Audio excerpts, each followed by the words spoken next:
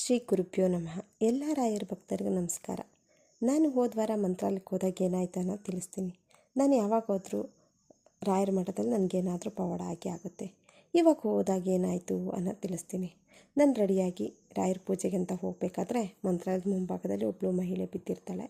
ಅವಳನ್ನು ಎಲ್ಲರೂ ಎಚ್ಚರಿಸೋದಲ್ಲೇ ಇರ್ತಾರೆ.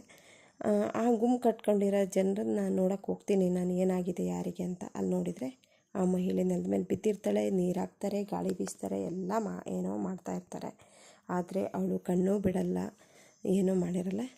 ನಾನು ಅಲ್ಲಿದ್ದವ್ರನ್ನೆಲ್ಲ ಸರಿಸ್ಕೊಂಡು ಮುಂದೆ ಹೋಗ್ಬಿಟ್ಟು ಆ ಮಹಿಳೆಯನ್ನು ಎತ್ಕೊಂಡು ನನ್ನ ತೊಡೆ ಮೇಲೆ ಮಲಗಿಸ್ಕೊಂಡು ಅವಳ ಮುಖಕ್ಕೆ ಸ್ವಲ್ಪ ನೀರು ಸವಸ್ತೀನಿ.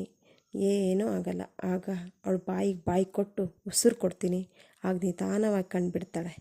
ಮುಖಕ್ಕೆ ಸ್ವಲ್ಪ ನೀರು ಹಾಕಿದ ಮೇಲೆ ಸ್ವಲ್ಪ ಎಚ್ಚರವಾಗಿ ಮೈ ಮುರಿತಾಳೆ, ಕಣ್ಣು ಬಿಟ್ಟು ನೋಡ್ತಾಳೆ.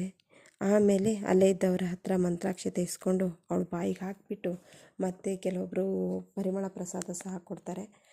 ಅದನ್ನೆಲ್ಲ ಅವಳಿಗೆ ಹಾಕಿಬಿಟ್ಟು ಎಬ್ಬಿಸ್ಕೊಂಡು ಅವಳನ್ನು ನಿಧಾನವಾಗಿ ಅವಳ ಬೆನ್ನು ಸವರ್ತೀನಿ. ಅವಳಿಗೆ ಮೊದಲಿನ ಪರಿಸ್ಥಿತಿ ಬಂದುಬಿಡ್ತಾಳೆ. ಚೆನ್ನಾಗಿ ಮಾತಾಡ್ತಾಳೆ, ನನಗೇನೂ ಆಗಿಲ್ಲ ಅಂತ ಹೇಳಿ ಅವ್ರ ಮನೆಯವ್ರ ಹತ್ರ ಮಾತಾಡ್ತಾಳೆ. ಆಗ ಅವ್ರ ಮನೆಯವರೆಲ್ಲ ನನಗೆ ಥ್ಯಾಂಕ್ಸ್ ಹೇಳ್ತಾರೆ.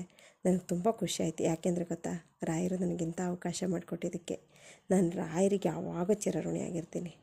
ನಾನು ರಾಯರನ್ನು ಎಷ್ಟು ನಂಬ್ತೀನಿ ಅಂದರೆ ನನ್ನ ಸರ್ವಸ್ವೇ ರಾಯರು. ರಾಯರಿಲ್ಲದೆ ನನ್ನ ಜೀವನ ಏನಿಲ್ಲ, ಶೂನ್ಯ. ಅಷ್ಟೊಂದು ನಂಬ್ತೀನಿ. ರಾಯರ ಮೇಲೆ ಯಾರಿಗೆ ನಂಬಿಕೆ ಇಲ್ಲ ಅವ್ರು ರಾಯರನ್ನು ಬಲವಾಗಿ ನಂಬಿ. ರಾಯರು ಸದಾ ನಮ್ಮ ಜೊತೆ ಇದ್ದೇ ಇರ್ತಾರೆ. ನಮಗೆ ಎಂಥ ಪ್ರಾಬ್ಲಮ್ ಬಂದ್ರೂ ಅದನ್ನು ನಿಧಾನವಾಗಿ ಪರಿಹರಿಸ್ಕೊಡ್ತಾರೆ. ನನ್ನ ಈ ಸೇವೆ ನಿಮ್ಗೆ ಇಷ್ಟ ಆಗಿದ್ದರೆ ರಾಯರಿದ್ದಾರೆ ಅಂತ ಕಮೆಂಟ್ಸ್ ಮಾಡಿ, ಲೈಕ್ ಮಾಡಿ, ನನಗೆ ಸಬ್ಸ್ಕ್ರೈಬ್ ಮಾಡೋದನ್ನು ಮರಿಬೇಡಿ. ಮುಂದಿನ ವಿಡಿಯೋದೊಂದಿಗೆ ನಿಮ್ಮ ಜೊತೆ ಮತ್ತೆ ಬರ್ತೀನಿ. ಶ್ರೀ ಗುರುಭ್ಯೋ ನಮಃ. ಅಲ್ಲಿವರೆಗೂ ರಾಯರು ಎಲ್ಲರನ್ನು ಚೆನ್ನಾಗಿಟ್ಟೇ ಇರಲಿ. ಎಲ್ರಿಗೂ ಒಳ್ಳೆಯದಾಗಲಿ.